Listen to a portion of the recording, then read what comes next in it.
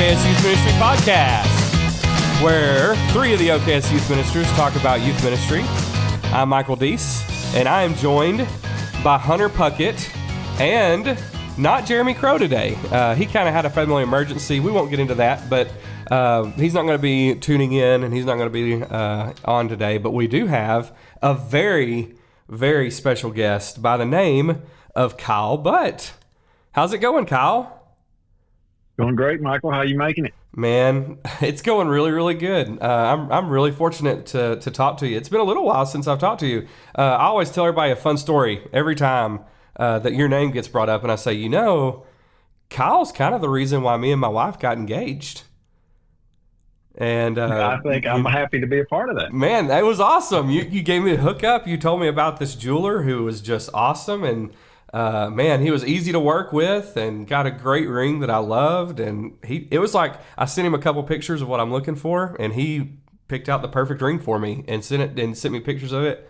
I ordered it. It was awesome. So greatly appreciated. If you don't know Kyle Butt, you should. Kyle is he works over with the apologeticspress.org, which is an incredible website. If you don't know about it, I'm sure Kyle's going to tell you a little bit about it here in just a second. Kyle has authored over 40 books, limitless articles. I think on just their website, he has like 800 articles written on his website. Kind of crazy. So, Kyle, why don't you tell us a little bit about Apologetics Press before we continue on with the show? Well, you know, most of the time when I tell somebody where I work, they say, "Oh, Apostolic Express. You know, I've never heard of that." And I say, "Well, hold on. No, you know, it's not Apostolic Express. It's Apologetics Press." And then, like at this one seminar I was doing, this lady came up to me afterward, and she kind of grabbed me by the elbow and pulled me over and said, "You know, I've got a real personal question for you. What are you apologizing for?" And I said, "You know, I think you might be misunderstanding the word apologetics a little bit. Of course, that word comes from 1 Peter 3:15, and then there in Philippians chapter 1, where Paul is talking about giving a defense of your faith. And there in 1 Peter 3:15, it says, "But sanctify the Lord God in your hearts, and always be ready to give a defense to everyone who asks you a reason for the hope that's within you with meekness and fear." And that word defense in Greek is apologia, and it means a written or oral defense of something that you believe. Oh. And so Apologetics Press is just an entity associated with the Lord's Church that is designed to defend New Testament Christianity. And I've been there 25 years now, and started out as the editor of the Little Kids magazine. Actually have been since that time. I guess I was the editor of Discovery, our Little Kids magazine, now for about 23 and a half. But then, you know, wrote my first book, Out with Doubt, the first year I was there. And then since then, we've done all kinds of neat things. The Lord's been using the work to really build and strengthen faith, I think, all over the brotherhood in the world. And I'm just excited that he lets us be a part of what he's doing there. And recently, we put out a study Bible, which is one of the first of its kind. I say recently. My wife would get on to me for that because, you know, I'll say the other day and it'll be 22 years ago. Yeah, I do the same thing. Hey, I have that Bible, and it is incredible. I love that Bible. I use it very often. Yeah, so about 5 years ago, well, it was about a 10-year project, but we have been getting so many calls for people that said, "Do you have a study Bible you'd recommend?" And none of them that we knew on the market, we felt like were consistent with what the text was actually teaching. And so we just said, well, why don't we make one? So it took us about 8 years to put it all together. And that's with having the stuff already written. That's just basically collating in it, putting it together. But it's been probably one of the most well-received resources we have. And it goes all over the world. So I love it. It's a neat place to work. Yeah. Well, we are in the middle of our discipleship series. I kind of talked to you a little bit about that last night, Kyle. And we have discussed a lot of important topics that we think are the most important topics for our students to learn. And we're right at the very end of it. And the last one that we talked about being extremely important was apologetics. And so some of the questions that we're going to be asking you and some of the insight that we have for you is mostly just concerned with I'll just start off with by asking, why do you think apologetics is important for our students to know, and why is it important to incorporate that in our youth ministries? Well, I just got done with some research, pretty hefty research, and here's what we found out. And I think we would have known this if we would have, just thought through it. But there was a longitudinal study over 3 years of 500 young people in Christianity, and put that in broad terms. Uh-huh. But in the course of that, 70% of them had serious questions about basically the three pillars of faith. Does God exist? Does a loving, all-powerful God exist? Is Jesus Christ God's Son? And is the Bible the inspired Word of God? 70%? And I think 70% of them. Whoa. And the assumption in the past has been that that's an aberrant challenge. That, okay, out of 500, you might have 5, 6 people that have some kind of challenge with, is the Bible really inspired? But we haven't understood the very, very massive, I guess, numbers of people, of young people that are really being challenged with that. And because of that, when one of our young people brings that up, it's almost like, well, what are you talking about? You should know that. Let's get on to some real Christianity's teaching here. Yeah. Mm-hmm. Yeah. And because that's the case, the people in this research said half of those 70%. So you're looking at what, 195 of them or whatever, said they never even told one person about their doubt, and never asked a question, never tried to find answers. Well, then you couple that with the other research that shows that unexpressed doubt is what leads to unbelief. And expressed doubt that is dealt with by faithful, loving, kind, non-hostile church leaders. When somebody says, hey, I'm not sure the Bible's the Word of God, and a youth minister says, I'm glad you had the courage to bring that up. Let's work through that until we are satisfied with how we can know that. Well, expressed doubt ends up being the place at which faith is strengthened. Yeah. But if they don't express it and hold on to it and don't tell anybody about it, and then go to the internet and YouTube, et cetera, and get answers from the other side, lots of times it takes them into full-fledged unbelief. And so what I think really, and I'm going to sound like a broken record because I've been on 2 or 3 podcasts lately saying the same thing, but I think the church as a whole has got to recognize that we need to encourage our young people to do exactly what Paul said, to test all things and hold on to what's good. And when they say to us, hey, it looks like according to Mark 16, 9 through 20, that some manuscripts don't have 9 through 20 in it. How can the Bible be inspired and that be the case? Yeah. Well, and Kyle, I think you mentioned a big point in that. It's that people aren't really equipped to answer those questions. When these kids do approach, youth ministers or parents, or, mainly on the parent side, and they ask these tough questions, is kind of what your answer said earlier is, well, hey, you're a Christian. You should know better than that. Let's get to some more interesting questions or some more, Christianity questions. But I think Apologetics Press is a great place to go for those resources as well. Oh, yeah. Yeah.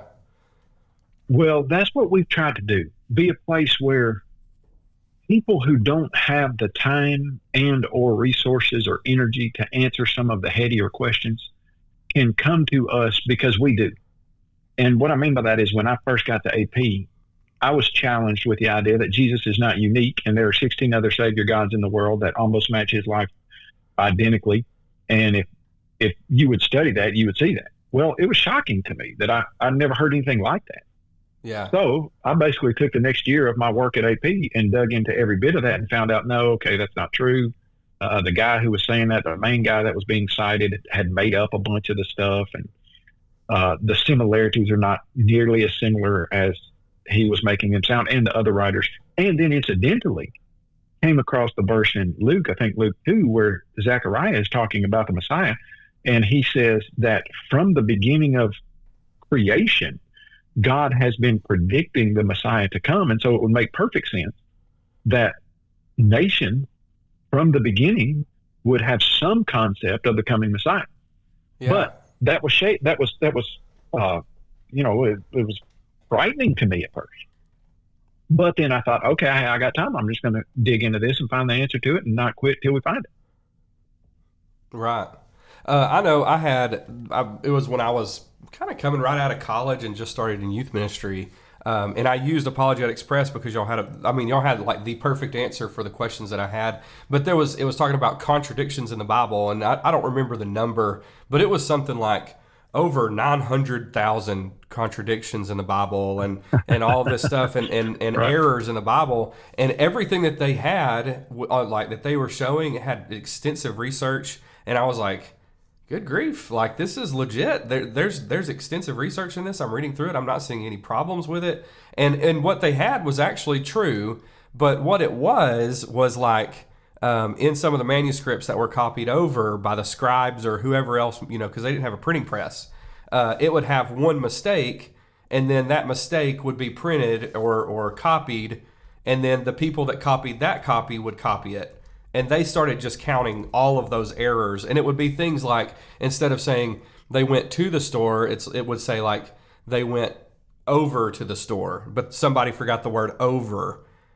And that they were counting that as mistakes and contradictions and stuff. And I was like, what in the world? And I looked at y'all's research, and y'all had like super extensive stuff on there. I can't remember even what the article was or book was, but I was like, yeah, they're just trying to find something, trying to find a talking point and make themselves important, So, And just let me piggyback on that and just say, there's a proverb that says the first person to plead his case seems right yeah, until his neighbor comes and answers him. And what happens though is lots of times a person will see there's 350,000 errors in the biblical text, and they will then go and just keep following the same line of skeptics and unbelievers and listen to more and more and more and more and more of that until they have so solidified an answer already and never even really considered the other side. right. Yeah. And so, like you say, I mean, basically, I've got a New King James, and on the printing press, it looks like in one of the passages, the guy who shows up at the wedding feast that didn't have a wedding garment, and the text is supposed to say, "How did you come in here?" Well, the letter "how" on the printing press was messed up, and so mine says, "Now did you come in here?" Oh. And basically what happened was that little top of that H didn't get printed right. Yeah. Well, if they printed 500,000 copies of that Bible, then the way that lots of times the skeptics and people who assess quote unquote errors would say, okay, well, that's 500,000 scribal errors exactly in the biblical text. Exactly. Well, yeah, all you got to do is look at the year before and every copy of the New King James before that and realize, no, okay, that's just the H didn't get printed right. So anyway, there's a lot of that. Yeah, yeah. So Hunter, what's some of the most interesting questions that you have about apologetics and stuff? Well, Kyle, I think it's very ironic that you mentioned the Out with Doubt was one of your first books that you wrote when you got to AP as well. A couple of years ago, I taught a class in our youth group, and I kind of combined Out with Doubt and then Matter of Fact book, and kind of used, the highlights of what I felt like the kids needed for both the books. And you had a quote in the Out with Doubt book. I'm just going to read it real quick because I wrote it down. I loved it. Truth does not bend to fit our desires or opinions. It stands firm, and the evidence for God's existence and the Bible's inspiration is so strong that doubt becomes the unreasonable choice. And I absolutely love that. And I posted on it. And the cool thing about that was those kids really got into apologetics. And they got into it so much that throughout that, I think we did it for 13 weeks, so a whole quarter. Those last 2 weeks, they just wanted to watch your past debates. And ironically, that next week or so was the debate where you went to Faulkner against Dr. Shermer, I believe. Yeah, but they wanted to sit down and watch, they were trying to get me to write them school excuse forms so they could come to the church and watch the debate live. And I was like, no, guys, we're not doing that. Awesome. What we're going to do is we'll come to the church that night and I'll just replay it for y'all. But they were so intrigued in it. And that shows your point is kids are interested in this. They need this and they need the answers, and they need a safe outlet to go to those answers. Because like you said earlier, if they don't have these answers, they're going to go off to college, they're going to go to the internet, or they're going to go to their friends, and someone else is going to tell them the answers that maybe we don't agree with. Yeah, there was in your Always Be Ready book, there's a lot of, that's the book that I use primarily when I teach apologetics to my teenagers, is the Always Be Ready book. And I usually do it, I'll teach about half of it one quarter and then about half of it the next year and the next quarter. And man, it's just so extensive. You have your sources all listed. And it's awesome. But I wanted to say, while I was at Freed-Hardeman, I remember the debate that you did at UNA, your first debate, I think, Kyle. The whole auditorium was completely filled with people, and we had it on the theater screen, and it was live, and we were watching it live and like texting our friends at UNA and stuff because we knew they were there. And how many people have you debated? And that like people could go online and watch the debate. I have been in 4 debates. The first one was 2009 with Dan Barker. Yeah, that's the one I was talking about one, at Freed-Hardeman with Dan Barker. Mm-hmm. Yeah, that was my first one. The second one was with a guy by the name of Blair Scott. Yes. He was not as well known as a lot of them, and that one was interesting. That was the one where it seemed like he didn't know what he was doing. Well, I was about to say, it looked like he scribbled down a few notes on the way to the debate. Yeah. And he just did not come prepared at all. Yeah. And so that one, a lot of people have not seen. And I mean, you can watch it if you want. I don't really recommend it because it's kind of a waste of time to watch. But the other 2 were, I think, very powerful in a lot of ways. I had one with Bart Ehrman, which was also on the campus of UNA. And then the most recent was not last October, but the one before that at Faulkner with Michael Sherman. Yeah. Yeah. So 4. Okay. Mm-hmm. Well, I've watched all of them. They're all really, really good. And I appreciate, your work in that. I thought you represented me really, really well. Yeah. I thought that was really, really great. And our students liked watching them too. So, well, and were you discouraged a little bit when you mentioned the one guy just really wasn't prepared for that debate? I was blessed enough to be around Ralph when he had the Rosenberg debate, and I know how much time and effort Ralph's been into getting ready for that debate to be able to go and have this discussion. And I'm assuming you spend just as much time, if not more, and then you show up and you feel like the other guy's just not really there, not really prepared, not really there, not really, wanting to have a really good discussion. Yes, that's exactly how I thought. And in fact, when I do a debate, I take an entire year, basically, of my work life, pretty close, to read, study, watch, rewatch everything that any of those guys have put out. And so when I show up and I've taken a year to read and look at and study everything Blair Scott's put out, and it looks like, well, in the first 2 minutes, he basically said, hey, I said I can prove that there's no God, but nobody can do that. And so I can't do that. Well, our debate is over, really, in a lot of ways. And so now what are we going to do? But what I say, and the reason I think debates are so interesting, and especially a lot of kids like them, is because they want to see if New Testament Christianity can stand toe-to-toe with the leaders of the skeptical community. I mean, you look at Michael Shermer. I think he's got 6 or 8 New York Times bestsellers. Oh, yeah. The longest single author column in Scientific American of any author in the history of the magazine, if I understand it right. And I mean, you're talking on the stage of a person who represents the other side. He's as good as you can get.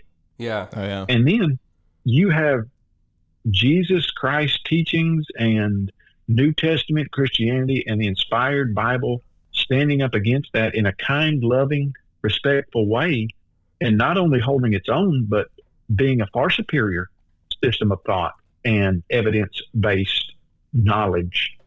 It just is exciting to people. It's exciting to me. I mean, I go back and think, almost every time I get through with one of these, I think, yeah, Jesus Christ is the Son of God. Yes, the Bible is God's word. Yes, God does exist, and I'm thrilled to get to be a spokesman for that. Yeah, yeah. And what a blessing that is too. And the kids got done watching that, you and Shermer at Faulkner, and they absolutely loved it. So I asked them a couple questions after. I said, how did y'all think that went? And of course, during the debate, they're all chanting your name, and it feels like we're at a football game, and they're having a blast with it. But they're like, no, like we really think Kyle had the better arguments and everything else. And one of the kids said, why did that guy even try? Why did Shermer even go there to especially to Faulkner? And I get where they're coming from. Why would you go debate Kyle Butt at Faulkner University surrounded by Christians? And I got to thinking about that, and I ended up asking Chris Preston, our preacher, and we both came to this conclusion of this idea of planting seeds. That he's not there to win somebody over at Faulkner University. He's there to plant this seed of doubt that if tough times do come, you know what? I do remember this one guy that debated Kyle Butt, and he said this one thing about God, but that's the same thing we do as well. We're here to plant seeds. We're here to plant these seeds of when kids do go through these tough times, they remember, hey, you know what? I remember Kyle Butt saying this thing about God. I remember Michael Deese saying this thing in my youth group, that these dark days are going to come, but there are brighter days in the future. And I thought that was a very interesting question for a high schooler to ask me after watching that debate. And then the next kid, I think a middle schooler, raised his hand. He was like, "Can we have Kyle show up and just talk about dinosaurs?" And I was like, "Well, if that's what you got from the debate, we'll call him up and see what we can do." Yeah, call him up. I actually. Well, and I'll tell you what. Go ahead. No, you go ahead. Well, I was just going to say, the other thing about that is when you watch a lot of these guys debate other people, they do show up and cause some real serious doubt, because lots of times what the other people are saying the Bible teaches, or their interpretation of the Bible, and their teaching about, and I'll put Christianity in quotations in their regard, because they're incorrect. And so, the skeptic, Michael Shermer, Dan Barker, will say, okay, so do you believe that every kid who's born into the world is born with sin? Well, yeah, they do. And they'll say, okay, so do you believe that there's a God that picks some people to go to heaven and some people to go to hell, and there's nothing those people can do about it? And they do. And so they're not used to, and when I say they, the skeptical community is not used to dealing with New Testament Christianity. Right. And so they're real effective at causing doubt, because the one thing I say about skepticism is it's great at poking holes in the soft spot of incorrect theology and reason. And so when Dan Barker says, hey, why doesn't God just heal people like he did in the first century? And he's expecting the whole audience to think miracles are still happening today like they did in the first century, and nobody does, because 90% of them are members of the Lord Church. Right. He's shocked at that. He's never run into that. Yeah. I remember him reading a verse, and it was an out of context verse from Psalms about dashing the kids' heads against the stones or something. Right. Completely out of context. I haven't watched that debate since 2009 when I watched it live. And I remember him saying that because it brought up serious concerns with me. And I was like, that is not okay, And then your answer for that was like, Dan, what are you doing? You have completely taken this text out of context, and you went back and did a little Bible study with your response. It was probably like a 3 or 4 minute Bible study, and we're like, everybody that is now confused, this is the answer to it, And so finding ways to answer those questions. So I'm going to ask you a question that I had a student, and I want you to answer it because he's going to listen to this podcast. Okay. And I told him, hey, give me a couple weeks to kind of study on that, look at that. And I said, it might be a little bit longer because I can't really give you just a positive answer right now, And I gave him some, reassurance and everything in it. But he said, we're going through Genesis. We're talking about the fall of man. And he said, why would God create the tree of the knowledge of good and evil if he never wanted them to eat it? Yes. And here's what I often say when somebody asks me a question with a why, when it starts out with a why. Uh-huh. Lots of times there are multiple answers to that,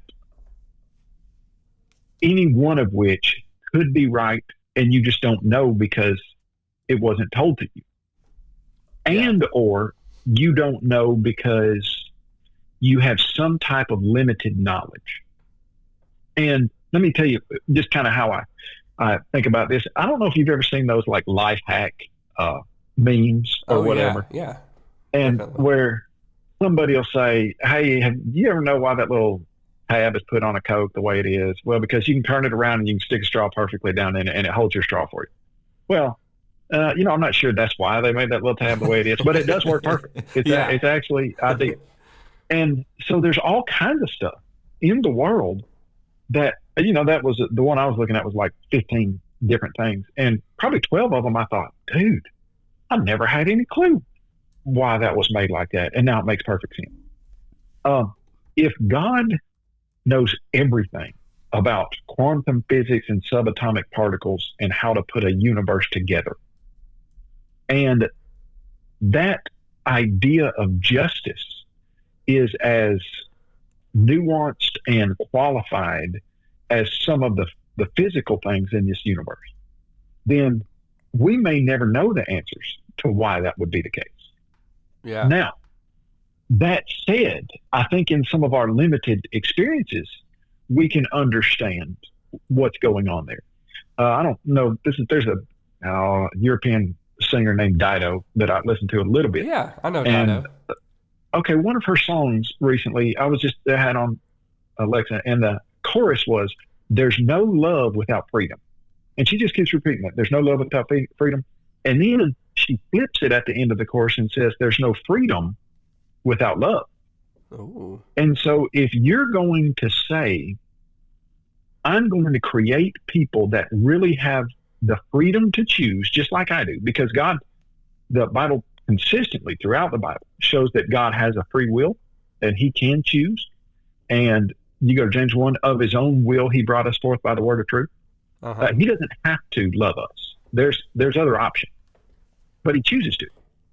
So if God's going to say, I'm going to create a people that could choose between right and wrong, but then doesn't give them the option for wrong, well, that's just semantics, because they don't have a choice. Hey, I'm going to let you choose to eat whatever you want to as long as you eat an apple. Right. Well, I don't have a choice. So I think that there is some serious psychological understanding of love, in the sense that if you can't choose another option, then choosing the right one doesn't express your freedom in that relationship. Yeah.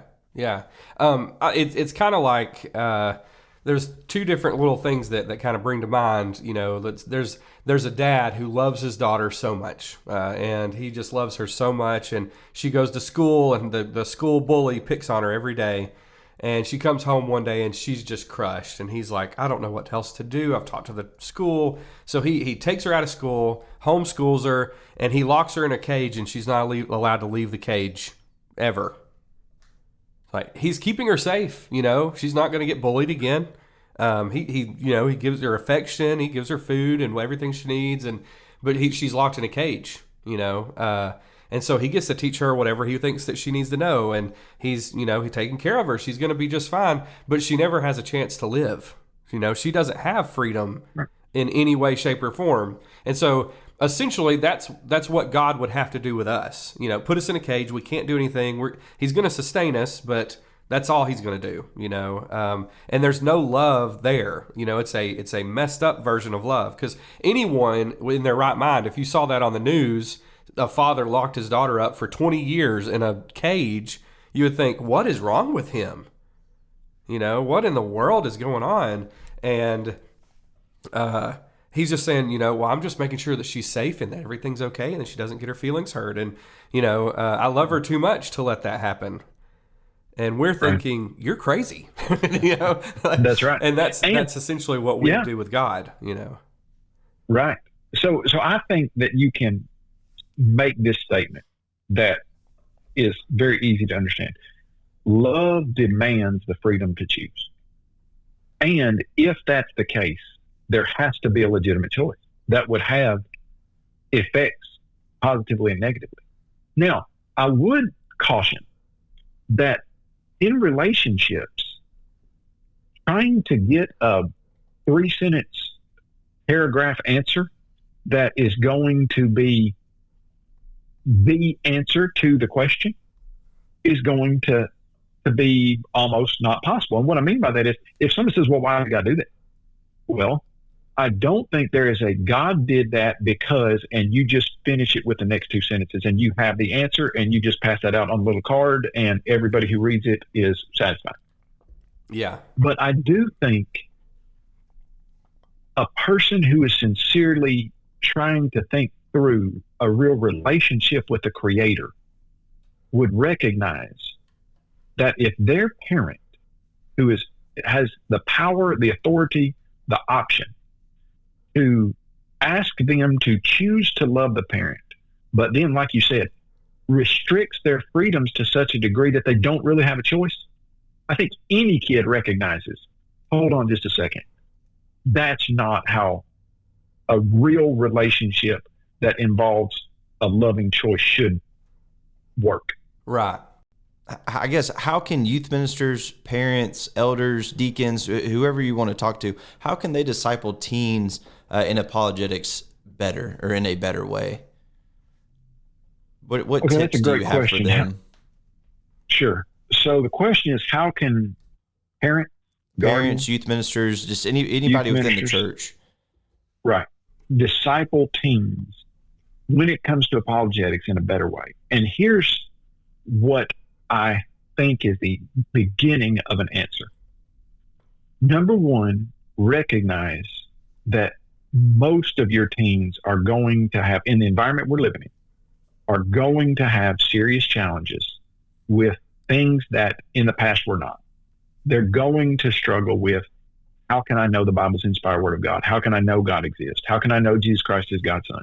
How can I know that God is loving when it looks like he kills people in the Old Testament? But you're going to have that. So recognize that the norm is going to be a young person thinking that. Now, the problem is half of the young people who think that aren't going to ask the question. Right. And so we need to welcome any question that has to do with a challenge to the faith and encourage young people to ask those questions. Hey, thanks for having the courage to ask, how can a loving God kill people in the Old Testament? That's a great question. I've had that question myself, in fact, and you work with them through, any person who's thinking about loving humans has that question. Mm-hmm. So you're not, there's nothing wrong with you for thinking that. You are not a skeptic or a reprobate for thinking that. That's a great question. Now, do you really want to know an answer? And I think you do because you ask. So let's just dig into it and work through it until you and I are both satisfied that we see. And what we just did here today, hey, let's think of why. Think of reasons why a loving God could put a tree in a garden and try to lead them into engaging their minds so they think of the stuff. And I'll give you a little exercise that works great. Eric Lyons came up with this. He said, in dealing with alleged contradictions, he said, let's say a person has a video of your best friend taking money out of a cash register. And that person says, see, this is evidence that your best friend is a thief. Well, prima facie, on the face of it, it looks pretty bad. Right. He's got his hand in the cash register. Now then I ask, could you think of some reasons why your best friend might take money out of a cash register and him not be a thief? He works there. Yeah. Okay, keep going. Number one, he works there. What else? He was told to some extent. Yeah. Boss told him to. Yeah. Hey, I don't have time to grab that right now. Can you grab that change out and give it to the customer? I mean, absolutely. There's a limitless said, hey, number of. Correct. But if if you trust that your best friend has not gone off the radar. Now, could it be that your best friend is stealing money? Yeah, but you would never say that until all the options for his innocence were exhausted. Right. Mm-hmm. Yeah. Well, here's what happens. Because his character tells more about who he is than that video. That's right. Yeah. So when you come to the character of God, whatever else you got, here are the two prongs of the character of God that if you put in place, force you to start trying to think of the benefit of the doubt situation. Number one, if you look at the design in the universe, God's intellectual brilliance is off the chart. And that's such an understatement, but he knows where every subatomic particle in the universe is right now, and he could tell you what position they are all in. He knows the name for every star, which are in the quadrillions. He knows everything. Right. And not only that, he knows all future possibilities. And then, so the first prong is the intelligence and knowledge of God. The second prong is Jesus Christ came to the earth and was the sacrifice for humanity. So he loves you so much that he'll never do anything or ask you to do anything that was more painful or more sacrificial than he's done. So if you've got this character of a being who created humans, knows everything in the universe, and loves them so much he'll sacrifice his son, then could we start thinking of reasons why a merciful, loving God who would send his son would send Saul in to kill all the Amalekites? I think we could if we put some effort into it. But lots of times the stance is given to the young person by the skeptical community, and when they ask, well, why would God do that? It's a challenge instead of a legitimate question, instead of a sincere question. And so what they're saying is, well, why would God do that? Well, that's not a good reason to be. Well, why would? And they're acting like why would he do it is already an argument against God. But it really should be a statement of true seeking and knowledge. Well, why would God do that? Well, I could think of a lot of reasons. Right. Yeah.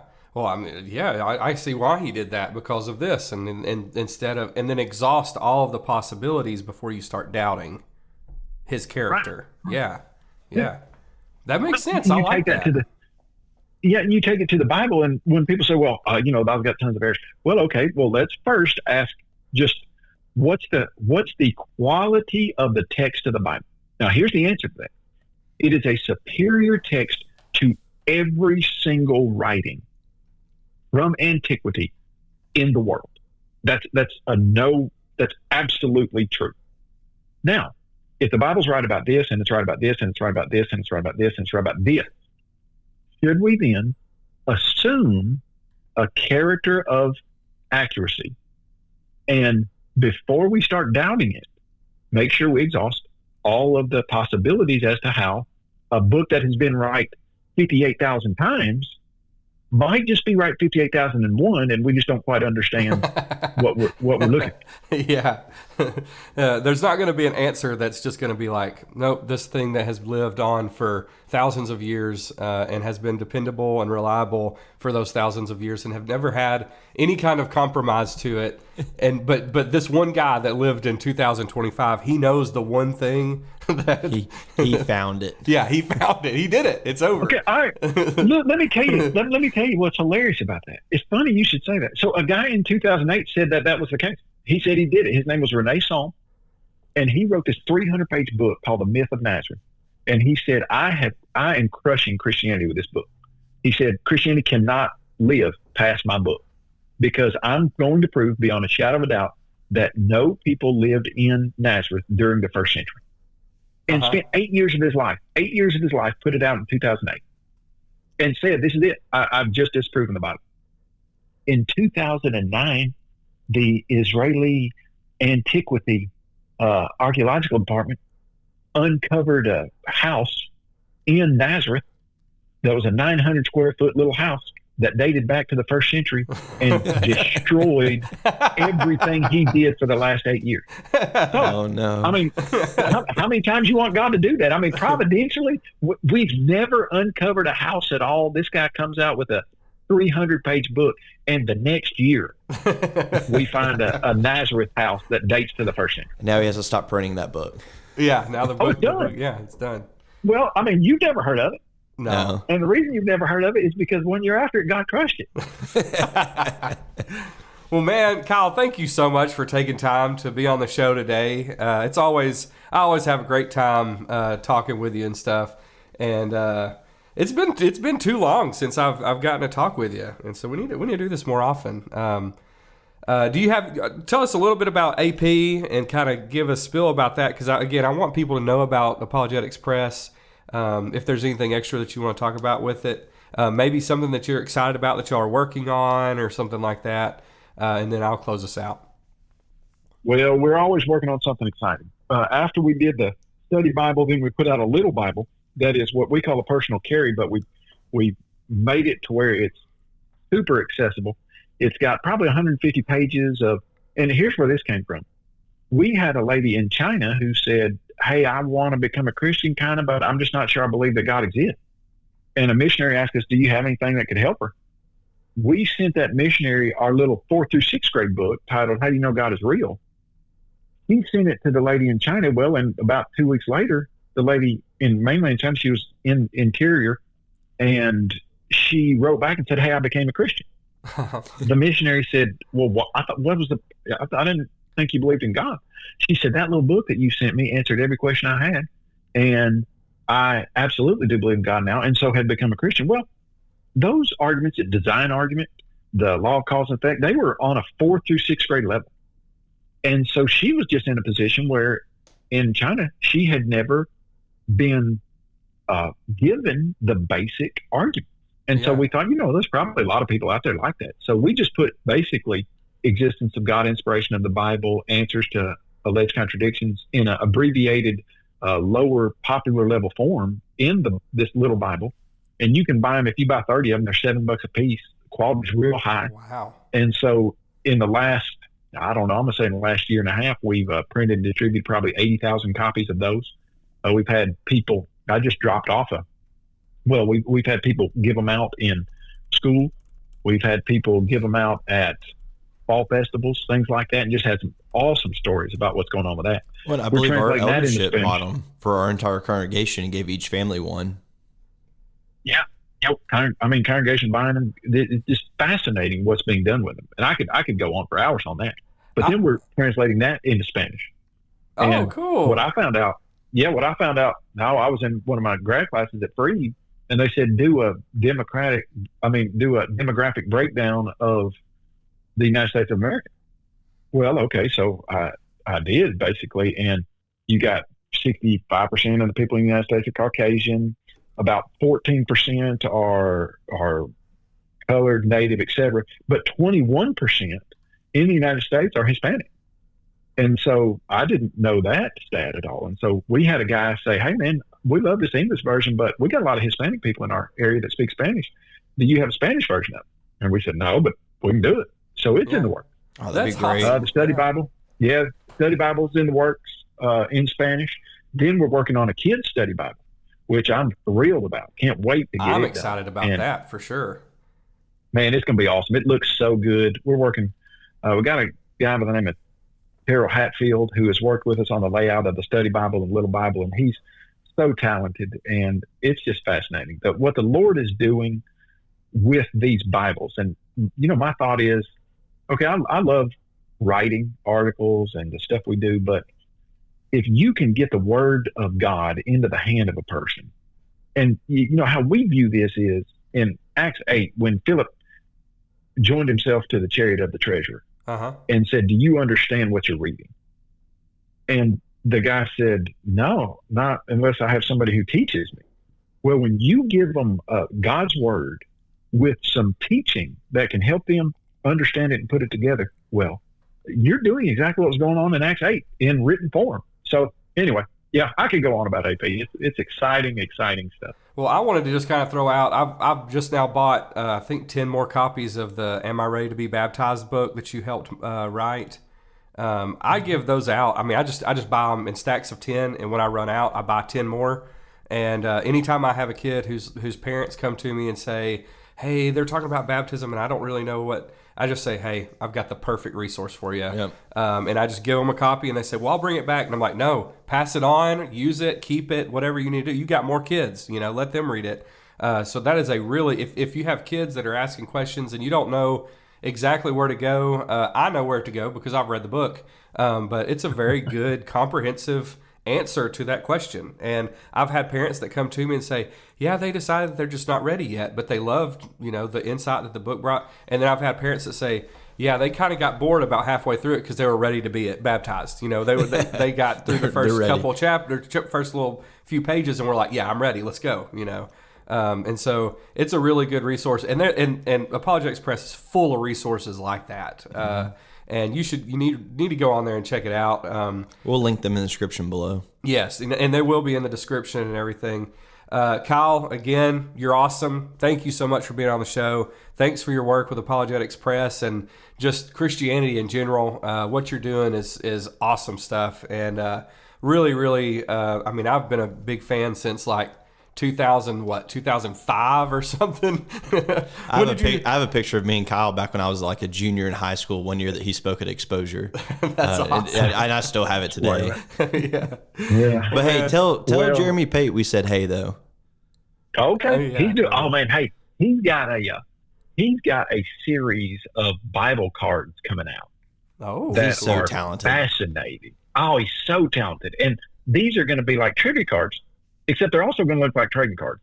And you get into what David's mighty men look like, and it is awesome. So he's really excited about that. That's cool. I'll pass it. He got to be he was my youth minister as I was leaving Buford right as I was graduating. So I always enjoyed being around him. Well, that's awesome. I appreciate it. Thank you so much. Oh yeah, go ahead. Well, I just want to say thanks for what you guys do. And of course, like you, I believe that the Lord gets all the credit. What we're trying to do is glorify God. And all we're trying to do as ministers of the gospel is say to our young people, say to the world, say to the skeptics and everybody, we've got an awesome God. We want you to know who he is. We want you to give your life to him like we have. And he gets the credit and glory. And it's just great to be in his kingdom and be getting to work with him in the things that he does. And I appreciate what you guys are doing on the maybe misnamed okayest youth ministry podcast, because I think you're a little above okay. I think you might have graduated to good. Maybe. Oh, hey, that's the best compliment we've had so far. Might need to rebrand. So keep going. You keep doing this, you might could get to the most excellent. But anyway, well, we appreciate that. Appreciate you guys. I appreciate it, dude. Well, if you want to check out Apologetics Press, go to apologeticspress.org. Look at all their resources. Buy them. They've got so many free resources on there, too. So if you're not ready to buy some stuff, get their free resources. Download the PDFs. I downloaded like 5 or 6 of them last night, and just to kind of read through before we got Kyle on here.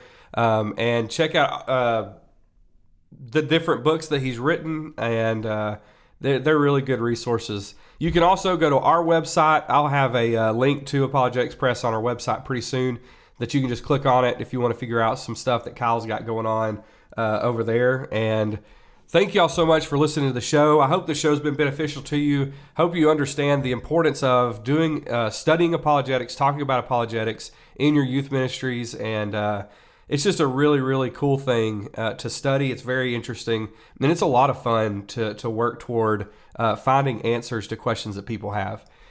Make sure to hit the follow and like and all the subscribe things and do all that stuff. And if you leave a review, we'll probably say it on the show. So if you want us to kind of quote out a review that you have for us, we'll say it on the show. And we're just very thankful for the listeners that we have. We're praying for you, and we're very grateful for you. And we hope that your ministries are blessed.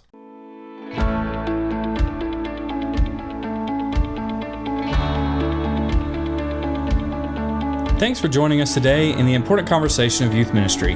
Go and follow us on Instagram and check out oksyouthministry.com for more information about our upcoming episodes. We'll be dropping a new episode every Wednesday morning, and we look forward to talking with you again next week. And hey, it's okay to be the OKS Youth Minister around, but let's all strive to be just a little bit better.